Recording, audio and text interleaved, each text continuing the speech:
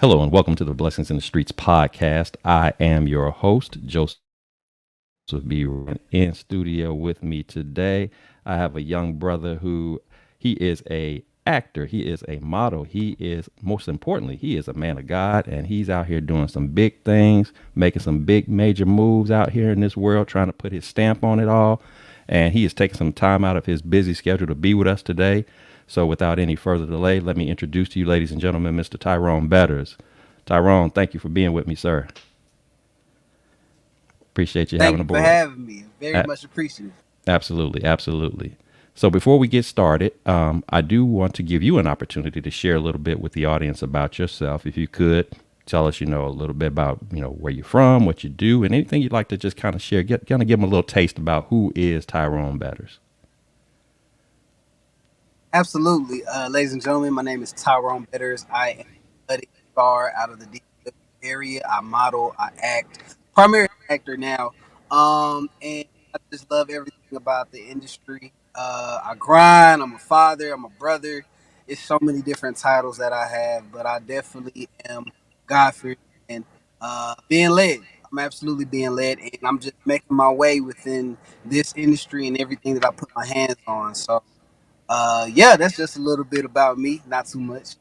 All right. Well, hey, you said a mouthful just right there, man. So you're doing some big and wonderful things, and that's very impressive. But and we're gonna dig a little deeper because we know that there's more layers to you. So, with that said, if you would, I want you to kind of reflect back on your childhood and kind of tell us what was it like for you growing up. Any fond memories that come to mind, as well as if there was any specific challenges that you had to deal with in growing up. Please share that as well with us, so we can kind of get a little bit more detail as to what that upbringing like was for you. Because I'm a firm believer that the beginnings are a significant part in explaining the path of our journeys in life. So, if you would, please share that with us. Absolutely. So I am a product of two high school students, senior and a junior. My dad and my dad, William Tyrone Moore Jr., my mom, Candy Getters.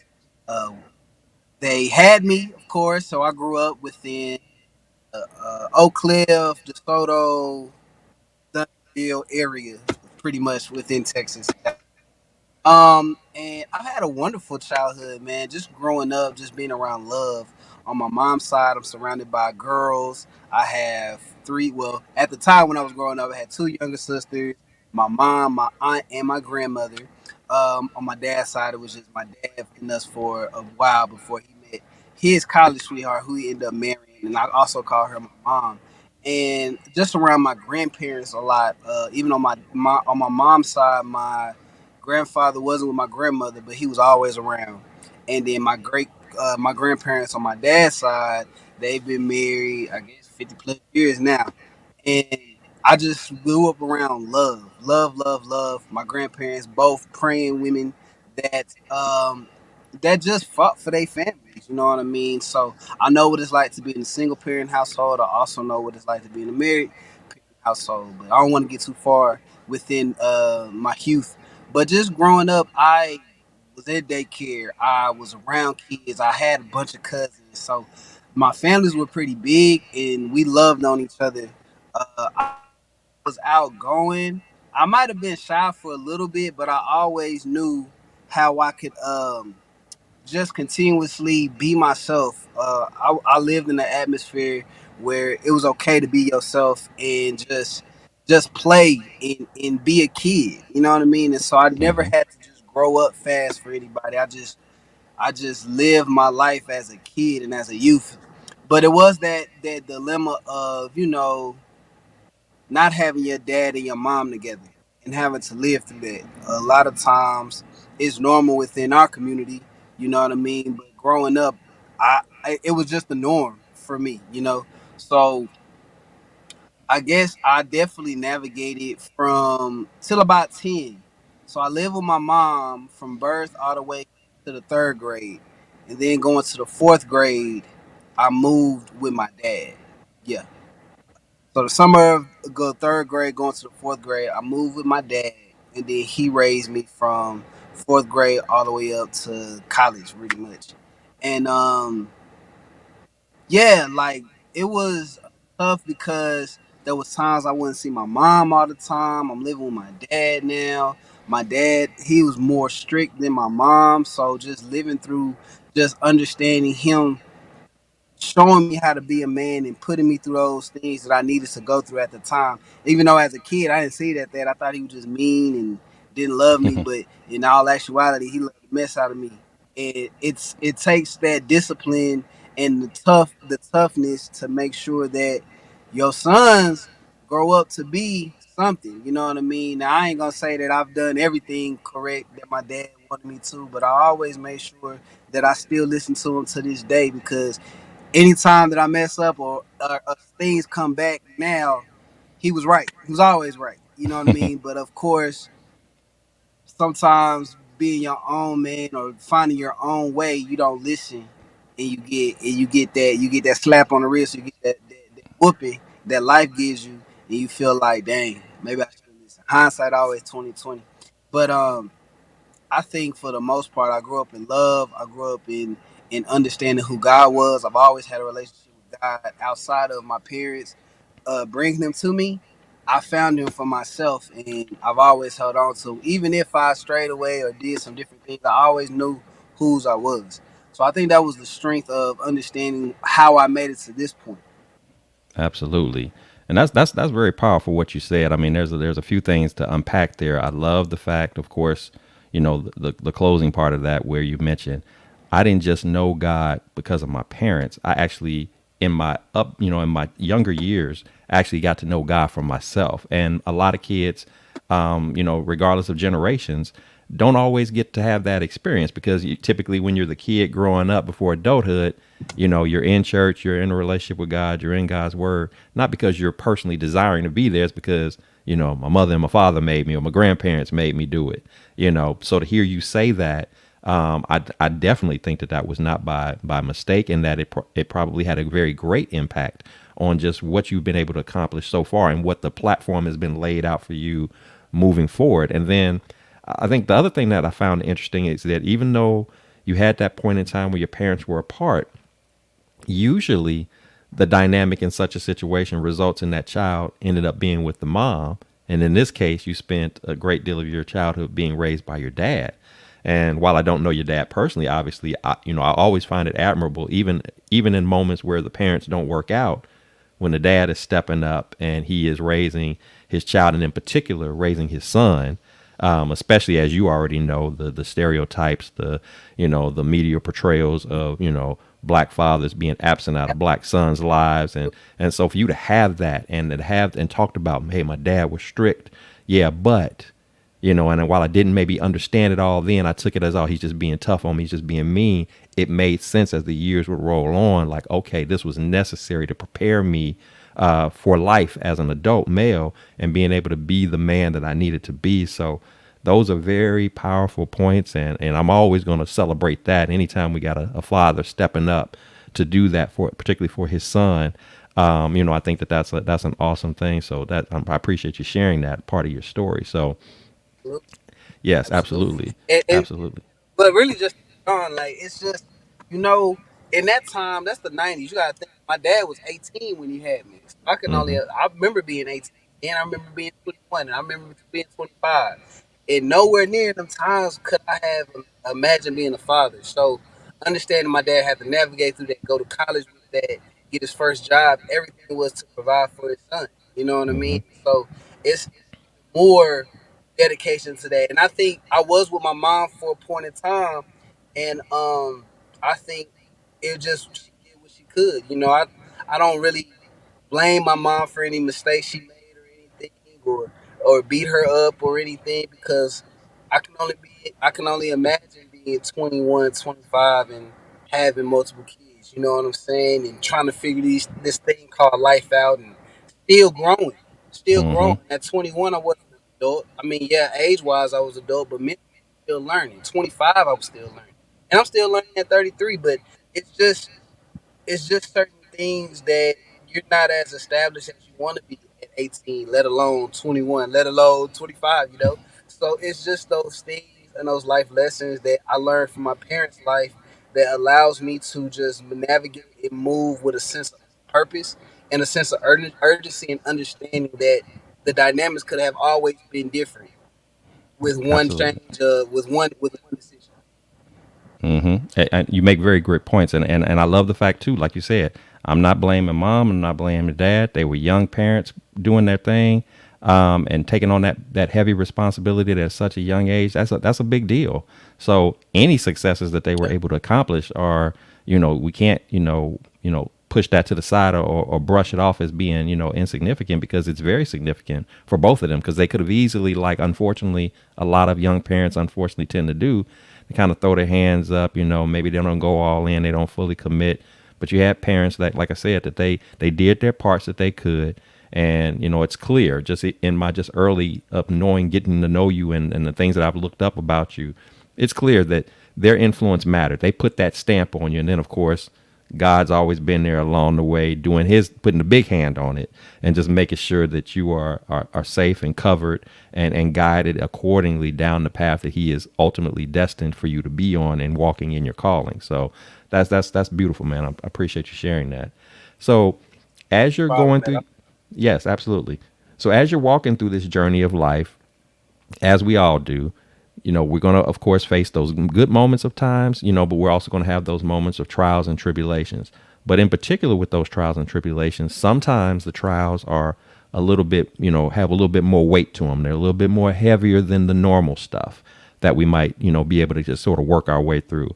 So if you would, I'd like for you to share with us a time when you were faced with something that, again, this hit different. This weight on your shoulders was a lot more heavier than you were accustomed to, and you maybe at one point questioned, am I going to make it through this? This is a bit much for me, God. I don't know. With my faith in you, I'm following you, I'm believing in you.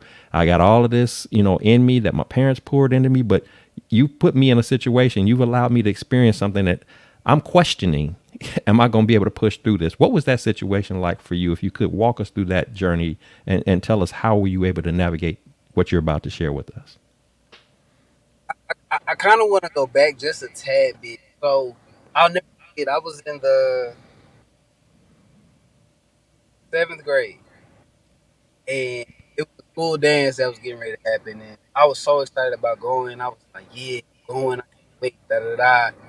And I was hanging with this crowd, and everybody was like, "Man, I ain't third." Instead of being my own man at that time, or my own teenager at that time, I followed the crowd and said, "No, I ain't going to that." My mom, my stepmom, but she my stepmom, but I call her my mom. Looked at me like, "You are not going. You are going to regret this." And I never knew then. What I knew now was that was the moment where I became a follower at that time, and I didn't stand on my own too. I've always loved dancing. I've always had energy. And in that moment, I followed the crowd because everybody else said it wasn't cool. And of course, I wanted to be a part of it. But I knew at that I should have went. I should have went. I should have had fun. I should have did everything I said I was gonna do. And at that moment, when I made that decision, I made tons of other decisions then to follow. And it's hard. And I say this all the time is that we have to be real with ourselves. We can lie to everybody, but you can't lie to you.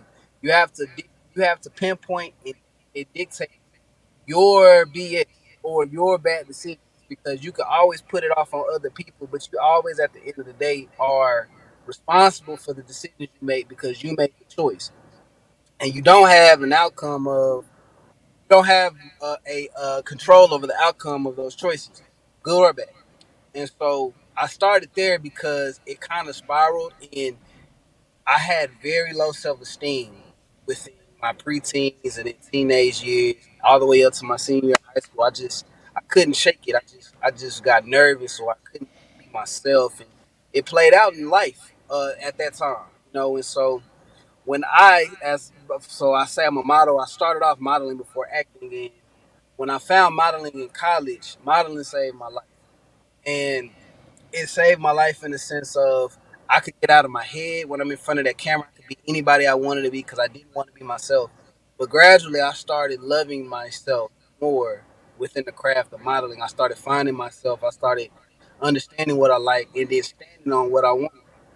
And I say that to bring it back to the question that you said. and it was I want to say 26, 27 range. And, at this point, I'm maybe 11, um 10 years in my acting. No, I'm sorry, 10 years in my modeling, and 6 years in my acting. I'm not finding no success. I'm not getting no auditions. I want to do it. I'm going back and forth, quitting. Do I need to do? I need to get a job, but I need to quit. I'm trying to figure out how to work and act at the same. I was failing at it, and I had a girlfriend at the time, and I was just going through it, man. I was so depressed and trying to figure out what is my purpose. At the time, I couldn't gain no weight. I think the biggest I had ever been was 180, maybe if that. But at this point, I'm 205, 5'9", and I'm just it's all stomach. I'm just like I want to be an actor. I want to do this, but I can't find my way. So I just quit my job one day, and me and my girlfriend at the time, we were just moving around, staying with my aunt and this and the third, and then we hightailed it up to Tulsa, Oklahoma.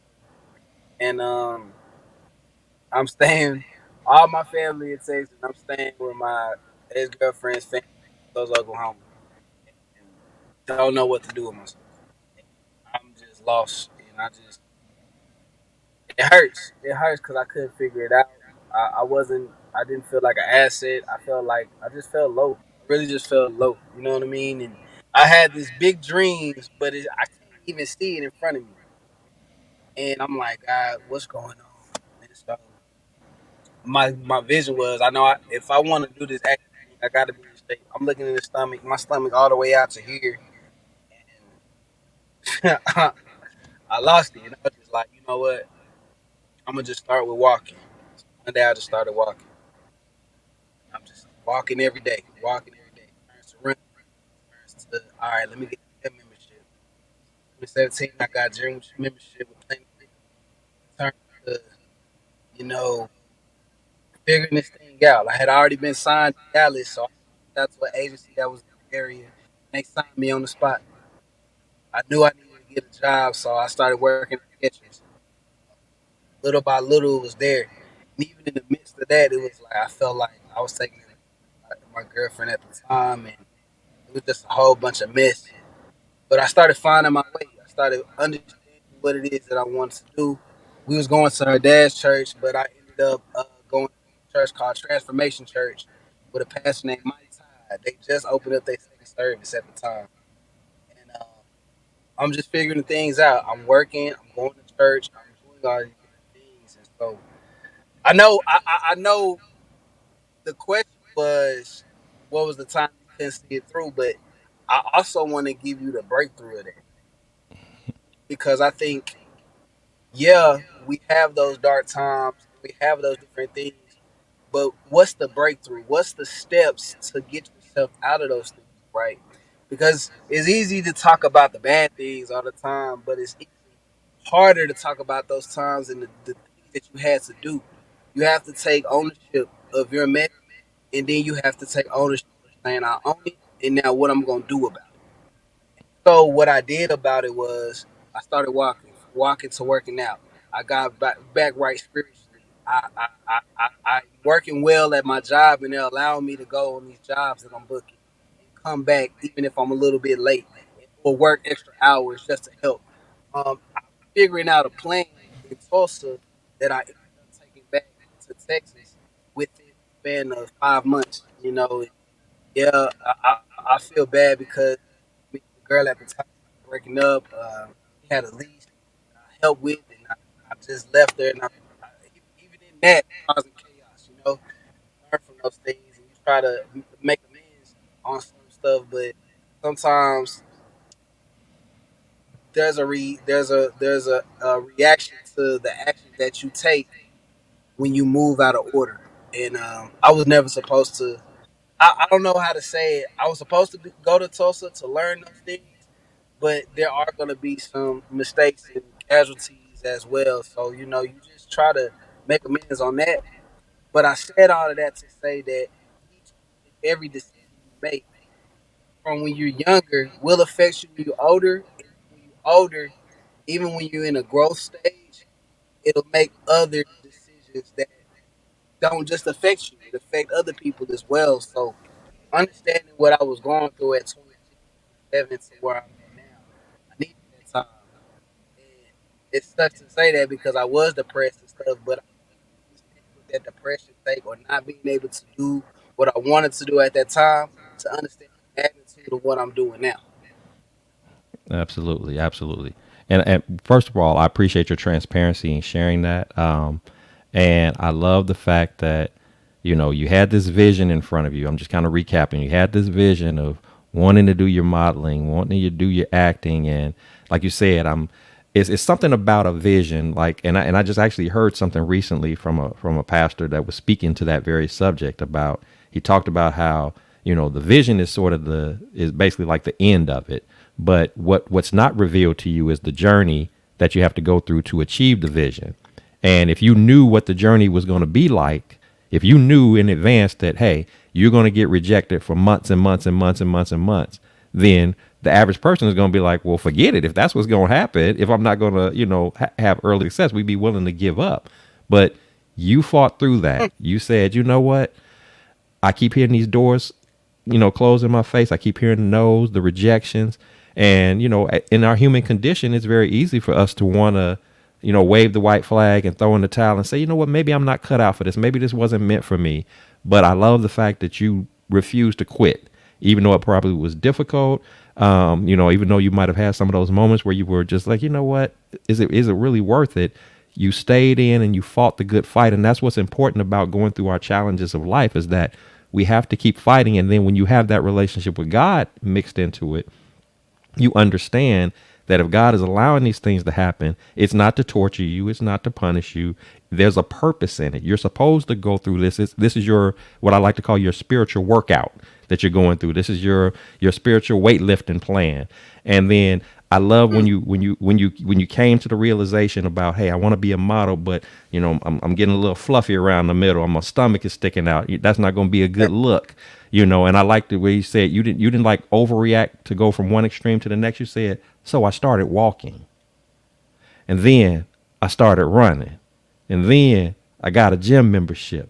It was like you didn't try to change it overnight, but you little by little by little, you built and you built and you built, and you made reasonable progression steps that were moving forward towards the vision that you had. The vision was still there, but you did those steps, you made those moves. And that's very honorable, and that's very important for anybody that's listening to this. You have to understand that that's what it takes. You're not gonna achieve the big picture overnight. I mean, we know it can happen, but that's not the norm. And you have to go through that journey. You have to go through those bumps and bruises. You got to go through those fights to get to where you're going to get to, because once you get there, you not only are going to be strong enough to handle what comes with that, but you also won't take it for granted. You won't take it lightly. You'll reflect back on that journey. And you'll be like, I know what I had to go through to get to this point. I have gratitude for it. I'm thankful for this. And so when I finally do arrive to this point, I'm going to appreciate it and make the most of it, because I know that it didn't have to happen for me. But the fact that I put in the work and I can look back and say, I did it the right way. You talked about doing things in order. There's a point to that. That order matters. And part of that order, again, you have always had a relationship with God. That's part of the order. You even said that part of that process included, I had to get back with God a little bit more. I had to get back into, perhaps getting back into His Word, maybe getting back into praying, getting back into having more conversations with Him. You had drifted a little bit at some point because of all of the stuff that's going on. And that's how God works. When you're one of His, when you're in a relationship with Him, sometimes what He has to do when He feels you kind of distancing a bit, kind of losing track, He has to kind of humble you. He has to kind of let it get a little rough for you. Again, it's not to punish you. Go back to your dad. We talked about that story. My dad had to be a little strict on me. He was, this is your father too. This is your heavenly father. Sometimes he has to tighten up the reins a little bit and let you bump that head a little bit for you to have his full attention, so that he can pour into you the way that he needs to pour into you and give you that guidance and direction that you needed. And that was clearly essential as you were telling this story, and again, to the place that you are at now. Before we got on the call, I had shared with you one of the quotes that you had put out a couple of years back, from Overlooked to Overbooked. You know, your story, just what you just shared right there, is is testimony to the journey. You had to go through that to get from the overlooked moment that you were in, where the doors are getting closed, where you keep getting the no's, to now you're in a place now where you're starting to pick and choose. I'll take that. I'll pass on that. Yeah, give me that. Yeah, I'll get back with you on that. That's a beautiful space and place to be. So you should have that. You should be very proud of that. And again, that fight to keep going through. So You got to fight for it, and then the thing,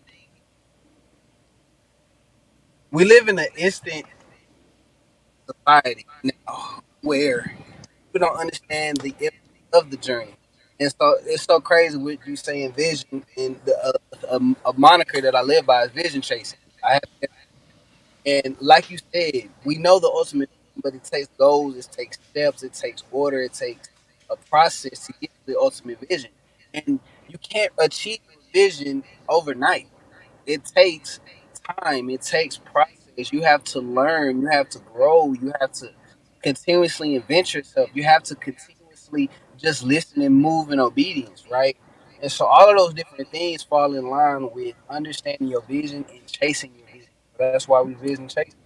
And it's just so, you know, I just feel full because anytime I get to tell my testimony, I understand that this was never easy. I've always been overlooked even since a kid.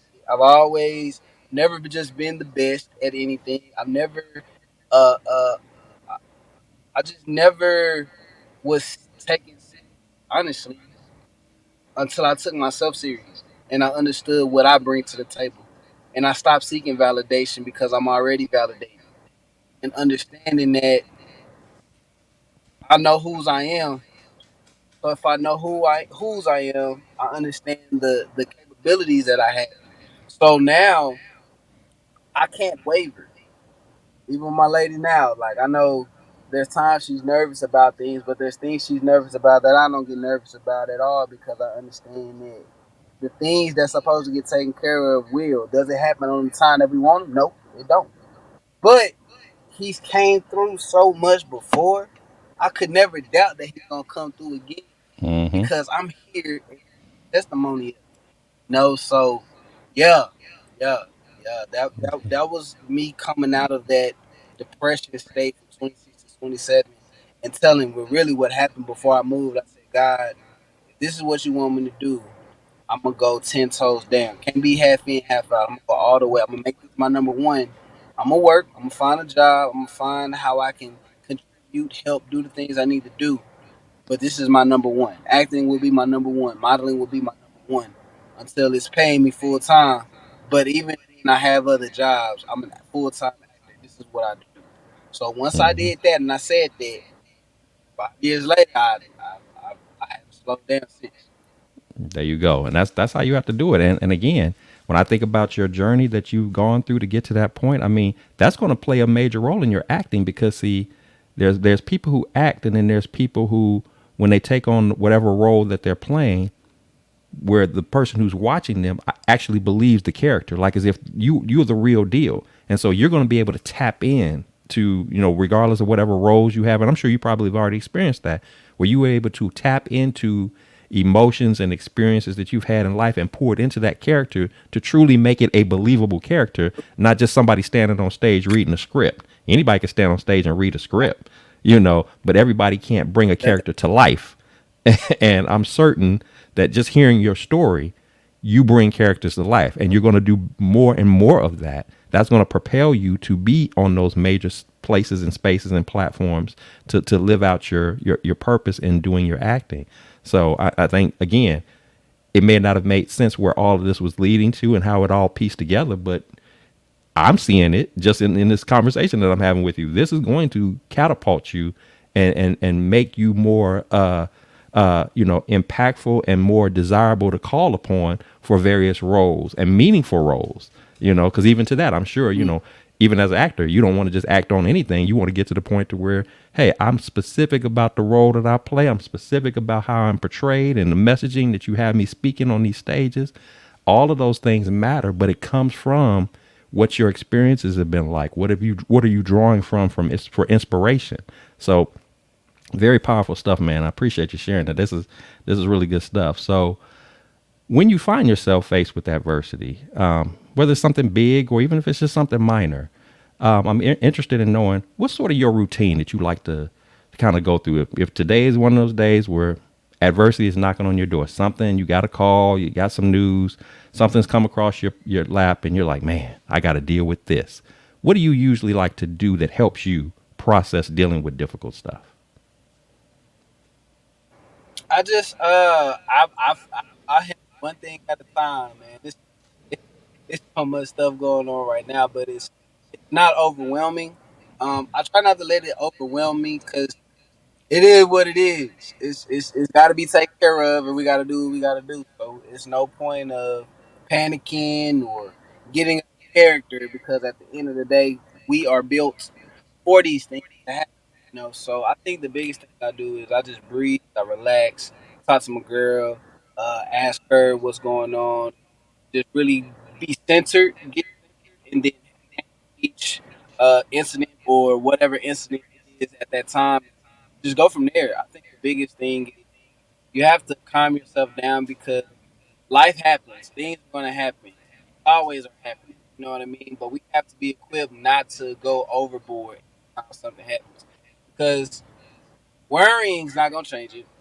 And then two, if God can bring you from one opportunity, from one incident, he can bring from another, he can bring from another, and he's going to keep doing that because he's that. Because I think right now, when things happen, I think we get surprised. Thank God, but I think and this not anything that anybody's ever said, but I feel like God wants us to stop being surprised that God is God.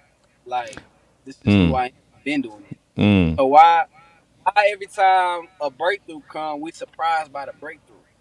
We shouldn't be surprised. It's even if we read the word and we see the parables. He's been doing the same thing, healing the sick. This and that.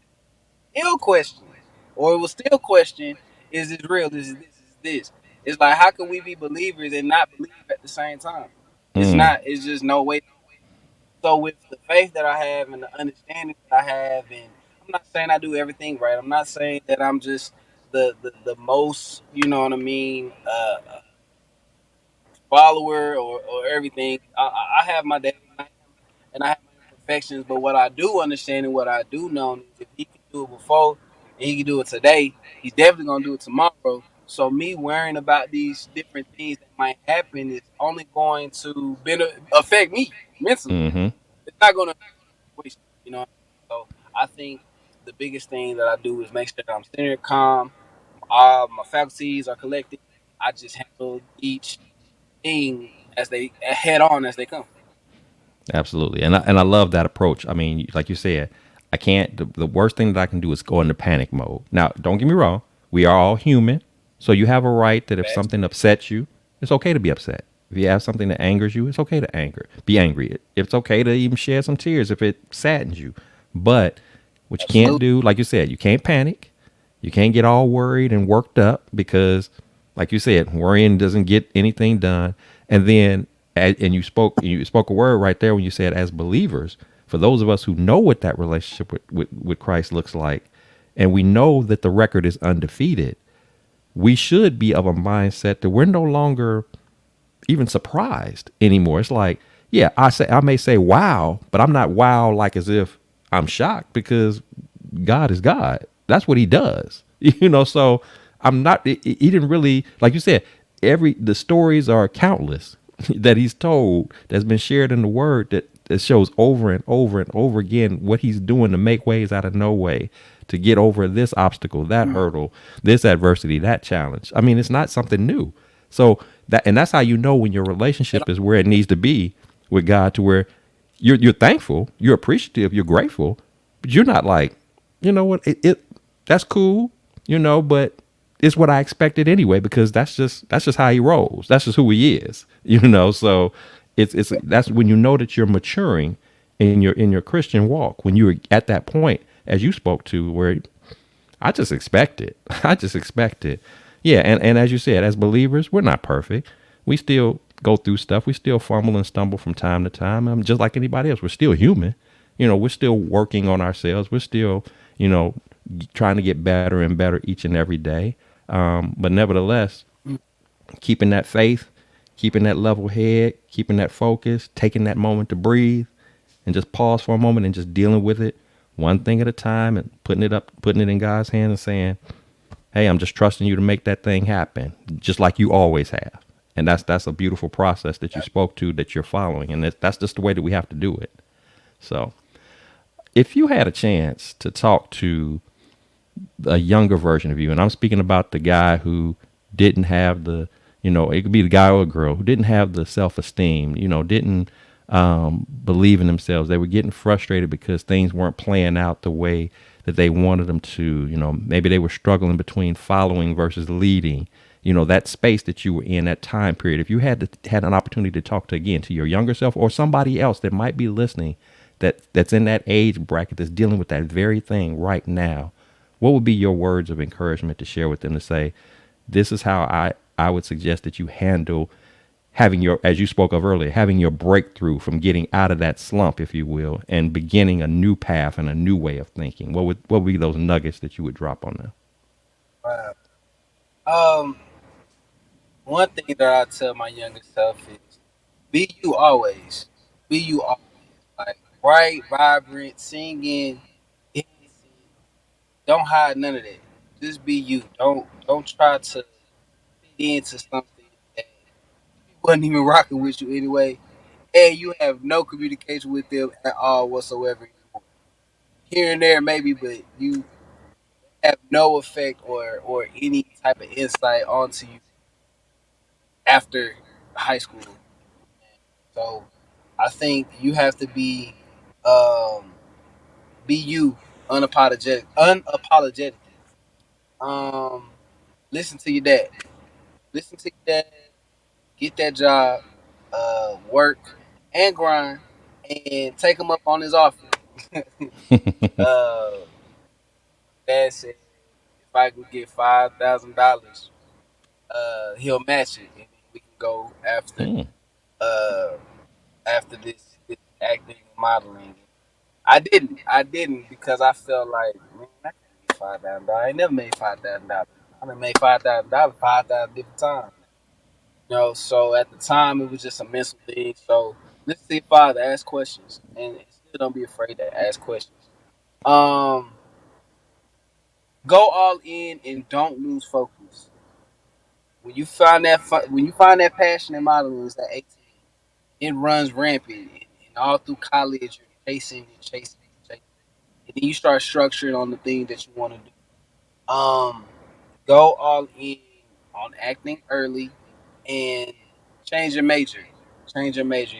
I got my business management degree, emphasis on entrepreneurship. Go theater. Get your theater degree. Um, Now that was just personal to me. The biggest thing that I will say is to my younger self, to anybody that went through some of the things I might have went through, the confusion, understanding who you are, your identity. Um, Lean more and more into your word. For real. Like even now, I know I could get better, speaking the word, but even then, I have that fire and that move in me before when I was like 18. And realistic at sometimes because you are a kid in college trying to figure it out. But hold on to the notion that God is who He said He is, and He can do things that we can't even fathom. So lean even more into your word, into your purpose, and yeah, yeah. Surround yourself and hang with the crowd that is feeding you spiritually as well as you're having fun with. I think separate yourself from people that do not have ideas or ideals that align with what you align with. So the one thing I definitely want to be around is be unapologetic, right? Laugh, have fun. Yes. Don't be embarrassed to be yourself because that was the biggest thing that about you that you allowed to hold yourself back from a magnificent child, a magnificent teenage years. That could have been, you know. So get out your head and stand firm in who you are. That's good stuff. That's good stuff. And to be honest with you, I identify with what you're saying because I think about that shy, that reserved, that quiet mode, that not letting my true self come out mindset that I was Mm. in those younger years in high school. And it was for me, college was my breakout moment. I remember being on campus when I landed on campus and my mom pulls off and I'm walking around on campus and I say to myself, and I'm literally talking to myself, I'm talking to God and say, from now on, if there's something that I'm interested in, I don't care if it's a little bit, if I like it, if I think it's good for me or whatever, I'm just gonna go all in and I'm just gonna go for it. And I promise you, I have not turned back since. Things that always wanted to do before then that I never would take the chance of doing, getting scared, worried about somebody, worrying about what other people think, what people laugh, what they think I'm silly, what they think all of the same, a lot of the stuff that you were talking, man, I was resonating with me because I'm like, that was me. I wasn't per se trying to be a model, but there were other things that I was interested in trying to do.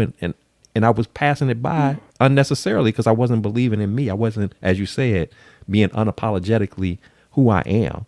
But when you have that Mm-hmm. realization and you turn that corner, and it's like, boom, when you let it all out and you let the world know, introducing Tyrone Batters, everybody, get ready. Introducing Joseph Roberts.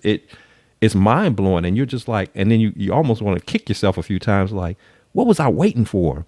What all this time I let go? Exactly. I could have been out here doing my I could have been thing, been shining, when my but parents told me to get something, and I wanted to follow the crowd, or I wasn't into. So my parents been wanting to get me into acting when I was 14 years old. I could have. I should have. because they saw You know. something in you. They saw it in you even when you didn't see it in you. Exactly. Absolutely. Exactly. But You you know, know so, what? Even with that yeah. though, sometimes, even though we reflect back and we wish we would have done something sooner, we wish we would have known sooner, again, we have to always go back to God and say he makes no mistakes. And Uh, sometimes he needs to let us take the long route, to get that realization because Cause ultimately he it's gonna still do. right. We're going to still accomplish what we need to accomplish, and we're going to do it at a major level as long as we're still leaning into him and letting him be that guide, letting him be that director of the show, if you will. And it all works out in the end. And so I see that in your life. Had similar experiences, and even as I get older, and the years go by, I'm still learning, I'm still building, I'm still growing, I'm still stretching. It's a lifelong process. But as long as you keep moving forward, that's the key. Keep moving forward, keep grinding, keep staying focused, keep staying locked into your purpose, to your calling. So those are great things that you pointed out, man. I appreciate that. So before I let you go, I do want to take an opportunity to, love on you, celebrate you, man. Tell us if you got any projects going on, anything you got in the works, what you're doing right now that we need to know about, celebrate you Uh, on. so what's so crazy? I just worked on two projects. So one is called Code. I am the lead for that. I play a character by the name of Malik, and he's a rapper. Code, based out of Dallas. You go through the ebbs and flows of that. So we just wrapped on that in June. Then I just filmed for a series they're coming out with called Bounty. Just filmed on that, and I have tons of other projects. So September 23rd in Dallas, Texas, hosting a premiere for a movie I shot in Houston called Perk 30. I'm excited about that. I'm putting the whole event together, me and my team, of course, and we're gonna bring the city out. I'm excited about this one. So September 23rd, Dallas, Texas. If you be out here, get out here. It's gonna be RSVP, so you just have to put your name on the list, and everything else is gonna be taken care of. And the movie for Per 30 drops October 23rd, and so it streams the lines a drop of different projects. So October 23rd, Per 30. November 23rd, I have Everybody Hates Christmas. The Christmas movie I shot with the same. This I actually shot three projects with the same production house. Um, we have December. I don't have a date. It's going to be Guns Down. It's a murder mystery film that I filmed with them. And then at the top of the year, I also have Dirt, a movie that we premiered earlier this year. but it'll finally be dropping at the top of January.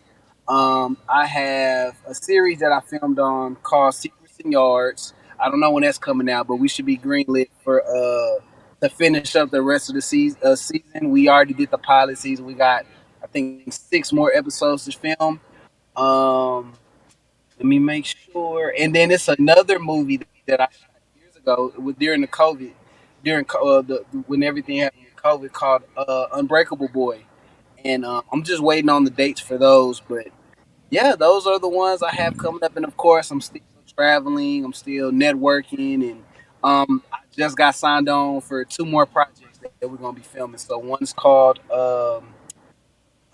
Distinguished Robbers, and there's one more I can't give the title out just yet. But yeah. So we're working, still working. I got my Man, work shirt on right now. I just got hired on, so I'm doing delivery driving. So between delivery driving and for my and I'm doing it all. So provided for my daughter. I have she'll be 2 on October 18th, and just provide for my family and just being blessed, man. So that's where we at right now. man, that is awesome. That is so awesome, man. You have, like you said, man, you're doing your thing. I love it. Let me Yeah. ask you, if somebody wants to like follow you, check out, your works or anything like that, what's the best way to keep up with what's going on with Tyrone? How do we check you out and make sure we staying in the loop? Absolutely. So IG is really my hub. If you go to my IG at Tyrone Betters. It's real simple. It's nothing too crazy. In my bio, I have my link. If you go to my link, it has all of my projects. It has all of my interviews. It has my IMDb. It has my resume. You'll find everything on my link tree. That's the quickest way to get to the projects that I'm in. That's the quickest way to the interviews. This interview will be on my link tree. So just know link tree Tyrone Better, Instagram Tyrone Betters, and it's connected to all of my socials. All right, you heard it here first. At Tyrone Better's Instagram, Linktree, you get all of his projects, everything that you need to know, and keep current with this brother because he is definitely on the rise. He is making moves. You just heard just a snippet of he ran off about 10 different movies, program, shows, series. This brother is humping right now, and I congratulate you, man. I celebrate you. I pray God's hand stay on you, man, as you're navigating through your career, and I'm calling it career, but I should say your calling. And blessings to you as a dad raising that daughter, and doing your man thing like you're supposed to, being a good father. So awesome, man. You're in the right direction. You're focused. You're locked in, and God's anointing is on you, man. And I love it. I love everything about what you shared today, man. And I appreciate you taking the time out to be with us and pouring in a little bit of your journey. Somebody needed to hear your story, and we may not know their name, we may not see their face, but somebody's going to be encouraged and blessed by what your journey has been like, and just your will to fight, to not give up, to just keep pressing on and putting it all on the table. Just going all in, and as you said earlier, being unapologetic about it, just being your authentic self, man. And that I love that, and it just speaks volumes to who you are. And I'm just thankful that I had the pleasure of even meeting you, and you definitely have an open invite to be back on the show, man, so we can check in with you to see what else is happening, what's going on with your works and things of that nature. So consider that open invite on the table anytime you want to come back. We'll definitely link up and do that. And so, for our listeners of the show, if you've enjoyed the content today, please do subscribe, share, like, comment, because this is what Blessings in the Streets podcast is all about. We're trying to share our journeys. We're trying to give you that little snippet about our respective lives, being transparent, being authentic, keeping it real, being relatable, but letting you know that no matter what obstacles you're up against, no matter what challenges you might be facing, there's always a way to fight through that thing. Just continue to persevere. But most importantly, keep that relationship with God. You can't do this on your own. There's just certain weights, certain burdens that you were never meant to lift. But you have to have that source, a source that is capable of carrying it all and wants to carry it because he loves you that much. He wants to stick with you. He wants to lock arms with you. He wants to take you through those storms and those valley experiences. There's purpose in it. Don't get discouraged. Don't get dismayed. Don't give up. Just hang in there and watch how he manifests that thing in your life. Watch how he makes those blessings just come upon you one after another. And it gets to the point, as we talked about earlier, where we're not even shocked anymore. We just expect it because of who he is, because of what that relationship means. So Tyrone is just an example of that. But there are many of you who are tuning in. You are that example too. That can be your story too. God has a purpose for each and every one of our respective lives, and you just got to lean on them. So with that said, just remember, here at the Blessings in the Streets podcast, this is the place where your story is your glory, where your relationships are relevant, and where your joy is in your journey. I am Joseph B. Roberts, your host. Thank you for tuning in. And until next time, God bless. Take care. Keep fighting that good fight. Keep persevering. Stay in there. Hang in there. And watch God work. See you next time.